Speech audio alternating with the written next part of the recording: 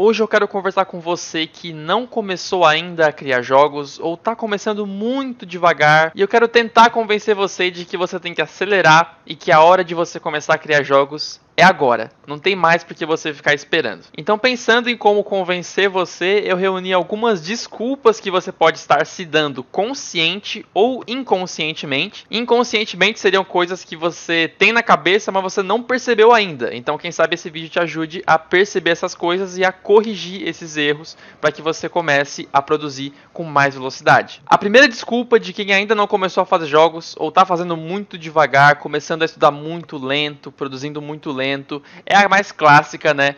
Eu não tenho tempo.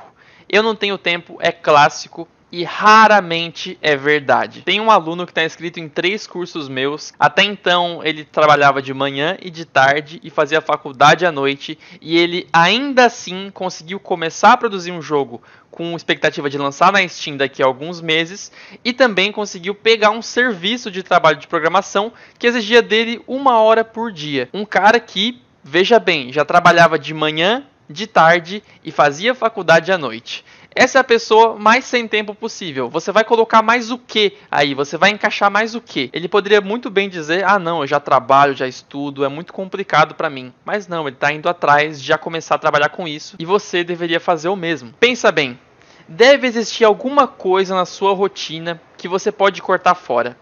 Algum momento muito improdutivo em que você não faz nada, ou que você faz por tempo demais, uma coisa que poderia ser um pouco menos de tempo. Às vezes você reservou de noite, que você vai durante 3 horas todo dia jogar com seus amigos, jogar, assistir alguma série, algum filme, mas você pode, quem sabe, cortar uma dessas horas para você produzir o seu jogo. Ou se você trabalha de tarde, faz faculdade à noite, quem sabe no tempo em que você volta do trabalho e tem um tempinho ali para você fazer alguma coisa, qualquer coisa que você quiser, até você ir para a faculdade, nesse tempinho você consegue encaixar ali um momento para estudar a criação de jogos. E esse tempo pode ser meia hora, pode ser 1 hora. Eu costumo falar que é mais importante a consistência do que de fato a longa duração do trabalho. Você não vai esperar ter 12 horas disponíveis no dia para você começar a produzir. Se você consegue encaixar 1 hora, meia hora de estudos todo dia, cara, isso por semana é 2 horas e meia, é 5 horas. Por semana útil, né? Ainda mais se você ir no fim de semana também. Mas eu nem vou tocar nesse assunto porque eu não vou falar que você tem que estudar de madrugada ou no fim de semana. Isso só se você quiser. Se você quiser encaixar 1 hora e consistentemente conseguir fazer isso durante segunda até sexta-feira, isso vai ser muito bom para você. Ou seja, quem diz que não tem tempo, muito provavelmente tem tempo, mas está colocando tempo demais em coisas que poderiam usar menos tempo, tipo jogar por 3 horas, jogar por 2 horas, sendo que você poderia jogar 1 hora só e o restante produzir. Ou alguma outra atividade também, não tem que ser jogar, né? E também tira da sua cabeça que você tem que ter 2 horas livres, 3 horas, 4 horas para poder começar a produzir algo. Você pode produzir com meia hora por dia ou 1 hora por dia, se você conseguir consistência. Muito importante a consistência, conseguir fazer todo dia. A segunda desculpa que costumam dar é: eu não conheço ninguém da área. Eu não conheço ninguém para me ajudar a produzir. Sobre isso, você pode fazer 2 coisas. Ou você faça sozinho, ou você conheça alguém. Se você optar por fazer sozinho, eu tenho um vídeo só sobre isso, que é as vantagens e desvantagens de criar um jogo sozinho. E se você optar por conhecer alguém, cara, vai no Facebook, que tem grupos pra caramba. Vem aqui nos comentários e veja um comentário que te interessa e responda esse comentário. Quem sabe você não começa uma conversa com alguém. Busque também entrar em cursos que tenham grupos de alunos, porque aí você vai se reunir com todos os alunos pelo WhatsApp ou por outro sistema de comunicação, e vocês vão conversar e possivelmente fazer parcerias. Então, se você não quer fazer jogo sozinho, eu apoio a sua decisão, porque eu também, particularmente, nunca faria um jogo sozinho. Alguma parte, pelo menos, eu iria terceirizar com um parceiro ou com um freelancer. Então, busque conhecer pessoas. Se você não tem muito tempo livre e você não conhece ninguém, comece a usar um pouquinho de tempo livre que você tem para buscar conversar com pessoas. A terceira desculpa é que pessoas que querem começar a criar jogos, mas ainda não começaram ou estão muito devagar. A terceira desculpa é que eu não consigo fazer jogos tão bons quanto os jogos que já existem. Essa preocupação em fazer jogos como os que já existem. Então você vê aonde você está que você nem começou ainda, aí você olha que tem jogos gigantes, absurdos, muito legais. Não tem tanto que ser um GTA V, pode ser, por exemplo, um Shovel Knight, um Undertale, um jogo independente, simples, mas muito bom. Aí você faz essa comparação e você pensa mais ou menos, né? Nem vale a pena eu começar, porque até eu chegar nesse nível, se é que eu vou chegar nesse nível, eu já vou ter me cansado muito, me esgotado. E sobre isso, cara, entenda bem. Você nunca vai fazer um jogo como Shovel Knight, você nunca vai fazer um Undertale, você nunca vai fazer um Hollow Knight, você nunca vai fazer um Celeste, porque você vai fazer os jogos que são bons com as suas características. Comparar os jogos que você vai fazer com os jogos que já existem é absurdo, porque as pessoas que fizeram aqueles jogos são muito diferentes de você. Elas jamais farão um jogo como você vai fazer, e você jamais vai fazer um jogo como o que elas fizeram.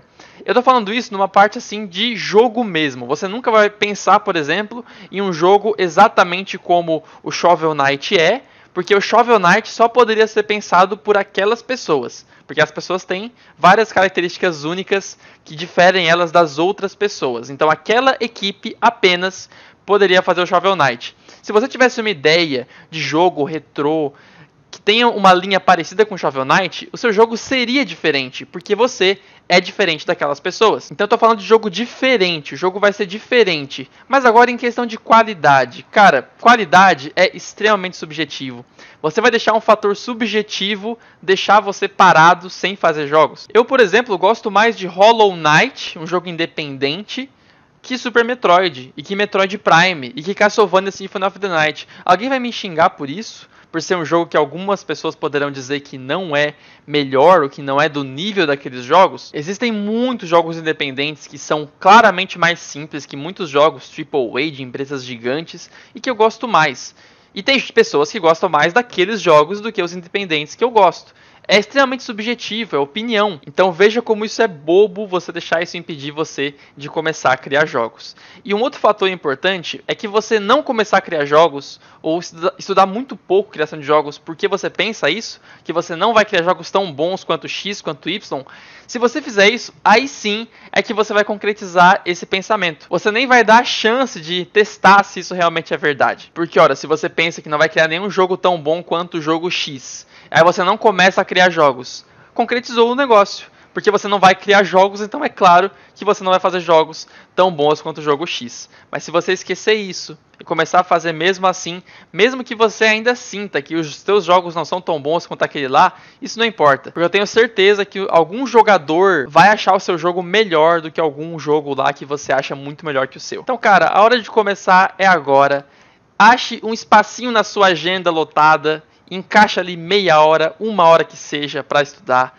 Esquece essa ideia de não conhecer ninguém. Se você não conhece ninguém, você pode passar a conhecer. E também não fica pensando em todos os jogos bons que já existem, porque não é tanta competição assim. Se você parar para analisar, uma pessoa, né, um jogador, pode comprar o seu jogo, pode comprar o jogo de outra pessoa, pode comprar aquele outro lá.